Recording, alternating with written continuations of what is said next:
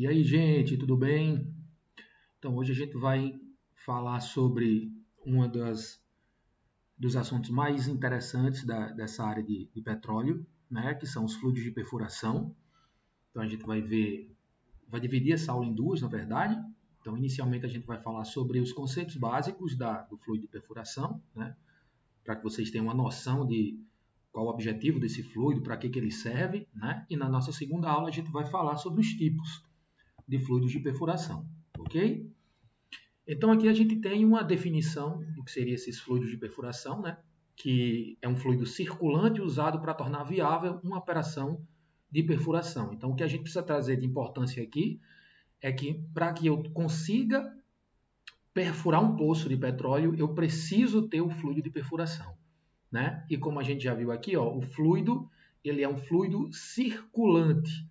Então, é um fluido que ele fica circulando no meu sistema de perfuração. Ou seja, é um fluido que entra pela coluna de perfuração, sai pelos orifícios da broca, sobe de volta para a superfície pelo anular, que é o espaço que eu tenho entre a coluna de perfuração e o poço de petróleo, né? Ele volta para a superfície, eu analiso esse fluido, que aí depois a gente vai comentar mais sobre isso, analiso esse fluido, restauro esse fluido, ou seja, eu restauro a condição inicial que esse fluido tinha para ser usado, viscosidade, densidade, por aí vai, e depois eu coloco ele de novo no poço.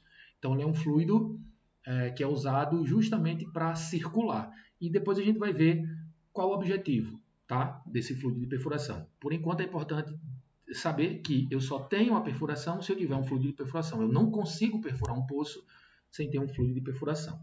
Então, aqui a gente fala, ó, que são dispersões complexas de sólidos, líquidos e gases, usualmente constituídas de duas fases. Uma dispersante, que ela pode ser água ou orgânica. Então, a gente tem dois tipos de fluido, geralmente, que é o fluido à base de água ou à base de algum óleo qualquer, tá? E a outra dispersa, né, que é o que vai estar, digamos, dentro dessa fase aquosa e dessa fase orgânica, cuja complexidade depende da natureza dos produtos dispersos, requisitos e funções necessárias. Ou seja, eu vou pegar a água ou alguma outra base orgânica, tá? Algum outro fluido orgânico, e eu vou misturar com um bocado de coisa, como dispersante, como viscosificante, como adensante. Então, tudo isso que eu vou misturar a esse fluido vai depender do que eu quero e de como é que é o meu poço de petróleo. Às vezes eu preciso de um fluido que seja um pouco mais viscoso, às vezes eu preciso de um fluido que seja mais denso. Então, tudo isso vai depender do meu poço, da estrutura do meu poço, do que é que de fato eu vou precisar. Ok? Então, aqui a gente traz essa informação que eu achei legal do Eugênio Pereira, que é um geólogo, e ele fala que o fluido de perfuração é como o sangue. Ele flui, transporta, cicatriza, transmite força, estabiliza as pressões internas, ou seja, perpassa todas as etapas da sondagem como se fosse a extensão viva do ato de perfurar. Então, para vocês verem, o cara fez praticamente um poema, mas é isso. Então, assim, o fluido é como se fosse o sangue que está correndo nas nossas veias. Isso para perfuração. É aquilo que eu falei para vocês. Sem o fluido de perfuração, eu não consigo perfurar o meu poço de petróleo. Eu posso até começar a perfurar, mas vai chegar um momento que ele vai parar. Eu não vou conseguir perfurar mais esse poço de petróleo. Então vamos falar aqui sobre as funções, né? Já que eu falei o que são os fluidos, quais são as funções desse fluido? Então a primeira função é carrear os cascalhos gerados pela broca até a superfície.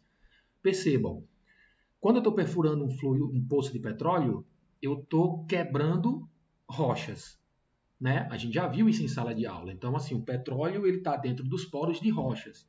Então, para que eu consiga chegar até esse petróleo, eu preciso quebrar essas rochas. Na hora que eu estou quebrando essas rochas, eu estou deixando cascalhos, pedaços dessas rochas dentro desse poço de petróleo. Se eu não usasse nenhum fluido, nada para tirar, para limpar esse poço, para fazer com que esse cascalho ele saísse lá de baixo e ele fosse lá para cima, ou seja, para eu limpar o poço, se eu não fizesse nada disso, eu não conseguiria. Esse cascalho ia ficar onde? Ele ia para onde esse cascalho? Então, assim, eu ia estar quebrando a rocha, essa rocha ia estar se fragmentando toda, se transformando em cascalhos, e o cascalho ia ficar por ali mesmo. Ia chegar um momento que o próprio cascalho ia impedir a minha broca de girar. Então, uma das principais funções do fluido de perfuração é essa: levar os cascalhos lá para a superfície. tá bom? Outra coisa, controlar as pressões de subsuperfície, exercendo pressão hidrostática suficiente contra as zonas permeáveis para evitar influxo de fluidos da formação para o poço. Veja só, o fluido, o petróleo, ele está, como eu falei para vocês, dentro das rochas. Lá embaixo eu tenho pressões elevadíssimas. Na hora que eu faço um furo conectando a superfície até o poço de petróleo, até onde a minha broca está, eu estou fazendo com que naquele ponto do meu poço de petróleo eu tenha a pressão próxima, né? Próxima da pressão atmosférica. Eu faço uma conexão da atmosfera com aquela parte onde eu estou perfurando. Como a pressão do poço ela é muito maior do poço, no caso das rochas, né? A pressão dos fluidos que estão dentro das rochas, elas são muito maiores do que a pressão dentro do poço, já que não teria nada dentro desse poço, então a tendência é que tudo que está dentro dessas rochas saia, tudo, quando eu falo tudo, eu estou falando de gases, do próprio petróleo, então faz com que esse gás que está dentro dessas rochas, ela saia, esse gás ele sai por dentro do poço de petróleo e forma o que a gente chama de blue out, que é aquele bocado de petróleo saindo lá em cima. Ou então o próprio gás, aquele gás que a gente comentou em sala de aula, que é um gás altamente tóxico, que pode matar facilmente. Então, assim, um dos objetivos do fluido de perfuração é esse, que já que eu estou tirando as rochas daquele poço de petróleo, para que eu consiga manter as pressões parecidas, eu deixo o fluido lá dentro. O fluido ele tem uma pressão menor do que a pressão das rochas, mas eu consigo, através da circulação, da pressão dinâmica, fazer com que aquela pressão hidrostática que eu tenho lá dentro do poço mesmo de petróleo, ele seja uma pressão próxima ou parecida ou até maior do que a pressão que eu tenho dentro do reservatório, ou seja, a pressão que eu tenho dentro das rochas. Então, isso faz com que aquele fluido, aquele petróleo, aquele gás que poderia sair das rochas, ele fica aprisionado, porque eu tiro a rocha, mas eu coloco um fluido no lugar. Então, é por isso que ele controla essas pressões dentro da subsuperfície, ok? Outra função do fluido de perfuração é manter os sólidos em suspensão durante as paradas de circulação. Percebam, o meu poço, quando eu estou perfurando, eu não perfuro ele 24 horas por dia, 7 dias por semana, né? A gente perfura, vai colocando as colunas de perfuração, mas em alguns momentos eu preciso parar, como a gente já viu na aula anterior. Eu preciso parar quando eu vou, por exemplo, conectar um tubo de perfuração em outro. Naquele momento eu tenho que parar a minha circulação de fluido, né? A minha perfuração. Às vezes a broca ela fica completamente danificada, eu preciso fazer a troca dessa broca. Então, na hora que eu vou fazer a troca da broca, eu vou ter que parar a minha perfuração.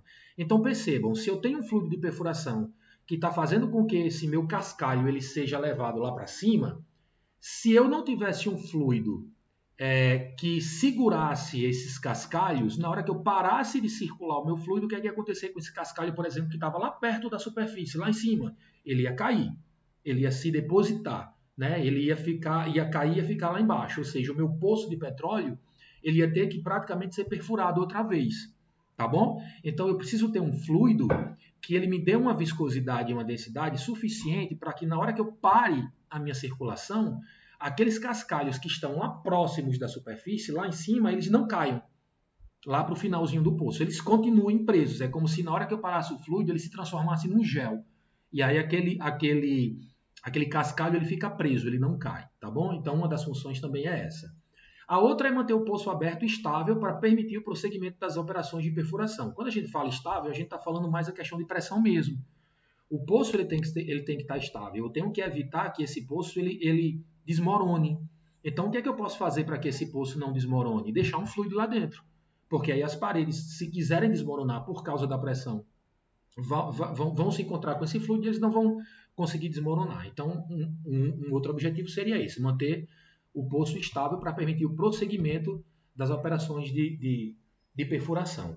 A outra é transmitir potência hidráulica, resfriar e lubrificar a broca. Veja, se a minha broca está trabalhando ali, né, quebrando cascalho, quebrando rocha, né, quebrando rocha para um lado para o outro, ela vai aquecer.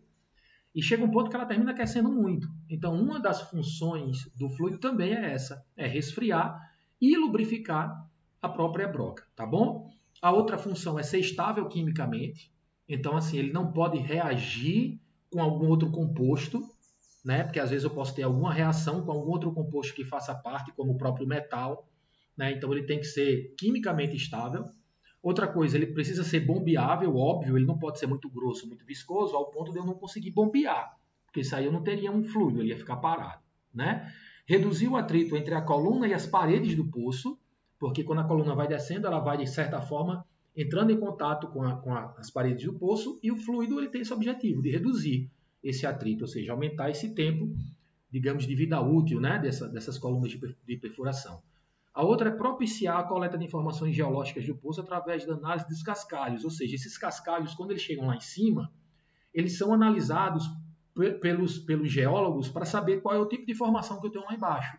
Às vezes, com esses cascalhos lá em cima, eles já conseguem ter uma ideia, por exemplo, da própria pressão que eu tenho no poço, dependendo de como é que estão esses cascalhos. Então, esses cascalhos eles são analisados pela equipe da geologia, e para que eles consigam analisar esse cascalho, é preciso que esse cascalho chegue lá em cima. E a única forma desse cascalho chegar é através do fluido, né? E por fim, possuir custos compatíveis com o empreendimento. Não adianta nada eu ter um fluido de última geração, que muita gente pesquisa até hoje. Você tem várias pesquisas sobre formulações diferentes de fluidos de perfuração, né? Porque aí vai depender de cada tipo de poço, mas não adianta eu ter um fluido que eu descubra, esse fluido é o melhor fluido que eu poderia usar hoje para perfuração de petróleo, mas ele ser muito caro. Então, ele termina fugindo do objetivo dele, né? Então, assim, isso também tem que ser levado em consideração. Então, aqui, como eu estava falando para vocês, as funções, nesse caso, é carregar os cascalhos gerados pela broca até a superfície. Então, aquilo que eu falei, ó, o fluido ele entra pela coluna de perfuração, passa aqui pelos orifícios da broca e ele sobe por esse anular, ó, que é esse espaçozinho que eu tenho entre o poço de petróleo, né, entre a parede do reservatório, no caso, do poço de petróleo, e a própria coluna de perfuração. Então, na hora que ele vai subindo esse fluido, ele vai levando esses cascalhos, ó, esses pedacinhos de rocha aqui, lá para cima. E essas rochas, quando chegam lá em cima, tá aqui a foto, ó, elas são analisadas, como eu já falei, pelos geólogos. Os geólogos é que vão analisar e vão dizer qual o tipo de pressão que eu tenho, né? Então, aqui é a saída, ó, a saída do fluido de perfuração. Tá bom? Bom, a outra função está aqui, resfriar, limpar e lubrificar a broca, como a gente já viu. Então, percebam como a pressão é elevada, né? Ó, aqui eu tenho um fluido que entra pela coluna de perfuração e ele sai pelos orifícios da broca. Como essa área desse orifício aqui é uma área muito pequena, então, não sei se vocês lembram, mas lá na mecânica dos fluidos a gente viu que quando a área, se uma vazão ela é constante, quando a área é pequena, a velocidade ela aumenta. Então, a velocidade aqui, ó, de saída desse fluido ela é muito grande, né? Principalmente em comparação com a velocidade do fluido aqui dentro da coluna de perfuração, pelo fato dessa coluna de perfuração ter uma área maior. Então, como eu tenho uma área menorzinha aqui, ó, o fluido ele sai com uma velocidade bem elevada, e essa própria velocidade aqui ela já é capaz de ir quebrando parte do fluido, e além de resfriar a broca, né, de lubrificar e por aí vai. Tá bom? Então, aqui a gente tem a diferença do poço limpo com os detritos removidos. Então, aqui a gente tem, imagina que eu estou olhando o poço lá no finalzinho, aqui são as brocas, ó, né, a broca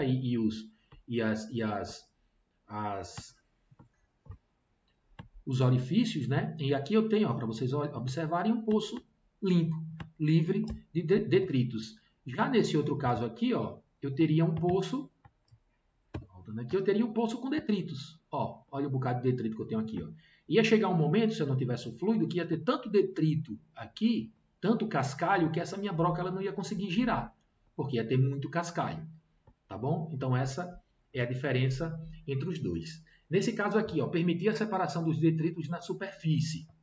Então ele não pode impedir, esse fluido, que os detritos eles sejam descarregados com facilidade na superfície. E após ser limpo, o fluido ele volta a esse poço, tá bom? Ou seja, o meu fluido, ao mesmo tempo que ele precisa ter viscosidade ao ponto de fazer com que esses cascalhos eles consigam ser levados lá da parte de baixo do poço lá para cima, eu preciso ter uma facilidade de descarrego desses cascalhos lá na superfície quando eu tiver. Ou seja, eu preciso que esses cascalhos eles sejam fáceis de retirar do fluido. Porque cada tempo que eu perder tirando esses cascalhos do fluido, é menos tempo que o meu fluido está dentro do poço.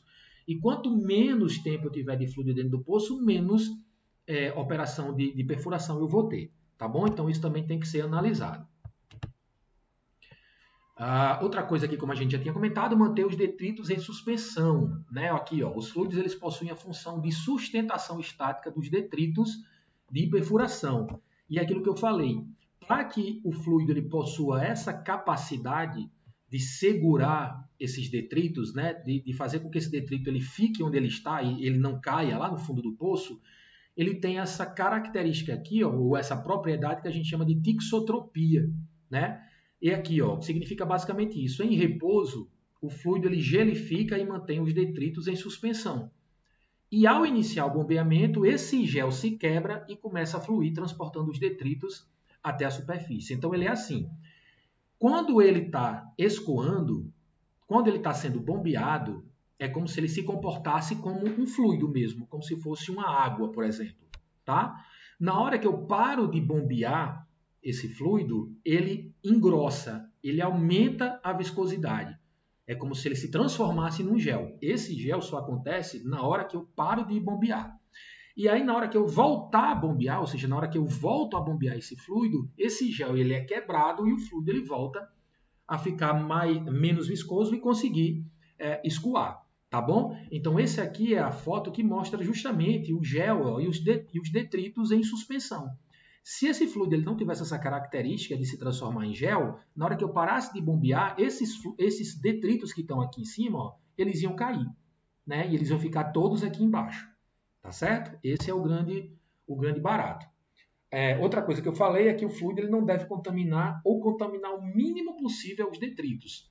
Ora, se eu vou utilizar esses detritos para o pessoal da geologia analisar, para saber questão de pressão, como é que está o poço, eu não posso fazer com que esse fluido ele contamine esses detritos, ou então que ele contamine muito esses detritos, porque vai mudar as características do detrito, desses cascalhos, e isso pode fazer com que o geólogo ele erre na análise que ele vai fazer. Então esse fluido ele não pode contaminar, ele não pode, de certa forma, reagir com esse material desse detrito para fazer com que, de repente, eu não consiga analisar esses cascalhos, né, ao ponto de repente, chegar a ter um erro, tá bom? Então, a outra função é essa, é permitir uma adequada avaliação da formação geológica, que é aquela formação lá de baixo. A outra coisa que é, assim, talvez a mais importante, até para a questão de segurança, é manter a estabilidade do poço. É aquilo que eu falei, a questão das pressões. Aqui eu tenho o meu poço, ó, né, o meu poço sendo perfurado. Se eu não tivesse fluido de perfuração aqui dentro do meu poço, como aqui esse poço está aberto, né, ou seja, ele está aberto para a atmosfera, a minha pressão aqui embaixo ela ia ser uma pressão próxima da pressão atmosférica, tá? Justamente porque não ia ter nada aqui dentro desse poço além do ar, né? Então ele ia estar próximo da pressão atmosférica. Mas essa pressão que eu tenho aqui, ó, dentro das formações, formações são as rochas, né, lá embaixo, essa pressão ela é muito maior do que a pressão atmosférica. Então, na hora que eu abro um poço aqui, que esse poço aqui dentro ele tem uma pressão atmosférica, e nesse ponto aqui eu tenho uma pressão maior do que a pressão atmosférica, qual é a tendência? É fazer com que tudo que eu tenho de fluido aqui dentro, petróleo, gás, água, saia por esse poço. É como se na hora que eu abro uma garrafa de refrigerante. Se a garrafa de refrigerante, se eu balançar muito aquela garrafa e eu abrir, eu vou perder a metade do refrigerante. Por quê? Porque o gás que estava armazenado dentro do refrigerante, ele vai sair. E na hora que ele sai, ele leva o líquido junto. Então é isso que acontece aqui. Por isso que eu tenho fluido de perfuração. E esse fluido de perfuração ele tem que ter uma densidade suficiente para manter essa pressão. Pelo menos para eu igualar as duas pressões. O objetivo é que ele tenha um pouco mais de pressão do que a pressão da formação. Para a questão de segurança mesmo assim. Então eu espero que isso daqui tenha ficado claro, tá bom? Porque essa questão das pressões ela é muito importante, principalmente para a segurança do poço e de quem está trabalhando com isso. Então aqui a gente tem, ó, pressão hidrostática, que é a pressão dentro do poço, e a pressão da formação. Se a pressão hidrostática ela for igual à pressão dentro do poço, se essa pressão aqui dentro ó, ela for igual à pressão da formação, ela é um equilíbrio que é desejável. Ou seja, como a pressão daqui é igual a essa, não vai sair nada de dentro da formação. Sendo que isso é perigoso, porque qualquer diminuição na pressão aqui no poço, já que elas estão iguais, né, qualquer diminuiçãozinha aqui dentro faz com que o fluido ele saia daqui. O gás, o petróleo, ele saia daqui. Então, o ideal é esse ponto aqui, ó. A pressão hidrostática ela tem que ser maior do que a pressão da formação. Aqui, ó, situação normal para estabilização. Tá bom? Ou seja, o fluido, ele entra, ao invés de eu perder esse petróleo para o poço, esse fluido que está dentro do poço, ele entra um pouquinho aqui para dentro da formação. Ele vai empurrando tudo que tiver dentro da formação. Tá bom? Se a pressão hidrostática ela for menor do que a pressão de formação, se essa pressão aqui dentro do poço for menor do que essa, tudo que está aqui dentro vai sair. Então, além de eu correr o risco de ter um desmoronamento aqui dentro do poço, eu posso ter perda de gás, perda de petróleo por aqui. E se a pressão hidrostática ela for muito maior do que a pressão da formação, ou seja, se a pressão aqui dentro for muito maior do que essa, eu posso ter o que a gente chama de ruptura ruptura dessa formação aqui, ó, tá bom? Ou seja, haverá uma fratura, tá? Nessa formação aqui, ó, porque o fluido que ele está aqui dentro, como ele está com uma pressão muito elevada, a tendência vai ser esse fluido ele sair daqui e entrar na formação. E aí ele vai entrar de uma forma tão brusca que ele vai quebrando essa formação, tá? Ele vai quebrando essa formação aqui. Então, essas são as análises da questão da pressão, que é muito importante mesmo para quem está estudando essa questão da perfuração e vai ser importante para vocês também. Então, estudem isso aqui direitinho, tá bom? Qualquer dúvida vocês vão perguntando depois. Bom, aqui eu tenho as propriedades do fluido. O que é que o meu fluido ele precisa ter de propriedade? Então, ele precisa ter densidade, e aí a densidade vai depender do objetivo que eu queira esse fluido de perfuração, e o poço. Se for um poço que ele já tem naturalmente uma alta pressão na formação, eu preciso ter um fluido que tenha uma densidade elevada para igualar, né, essa pressão. Outra coisa são os parâmetros reológicos, por exemplo, a viscosidade. Então, ele tem que ter uma determinada viscosidade que também vai depender do tipo de poço. Os parâmetros de filtração, o teor de sólidos, alcalinidade, teor de cloretos, lubricidade, toxicidade, biodegradabilidade. Então, assim, esses são parâmetros que o meu fluido ele vai precisar ter, sendo que ele vai depender do tipo de poço que eu esteja perfurando. E aí, qual é a função do profissional que trabalha com fluido de perfuração? É fazer com que o fluido ele tenha sempre essas características, dependendo do que o poço ele exige do fluido de perfuração. Tá bom? Aqui, ó, a manutenção dessas propriedades é constante nas sondas e contribui para o sucesso da perfuração. Então, assim, lá nas sondas a gente tem um profissional que é o técnico de fluidos ou engenheiro de fluidos, ele fica 24 horas por dia fazendo análise dos fluidos para saber se aquela propriedade inicial que o fluido tinha, se ela foi modificada com o tempo. Vou dar só um exemplo. Imagina que o meu fluido de perfuração ele seja programado, né? O projeto de poço, ele diga que um fluido de perfuração ele precisa ter uma densidade qualquer, uma densidade X. Na hora que esse fluido ele começa a levar cascalho lá para cima, quando eu falo em cascalho, dá a impressão de que ele está carregando lá para cima pedaços de rochas que são muito grandes, né? Pedaços de rochas que são muito grandes. Sendo que junto com esses pedaços de rochas que são muito grandes, eu levo também pedacinhos de rochas muito pequenos, que são muito parecidos com areia, por exemplo. Eu levo muito lá para cima areia. E essa areia, quando ela vai se incorporando ao fluido de perfuração, vai fazendo com que a densidade desse fluido vá aumentando.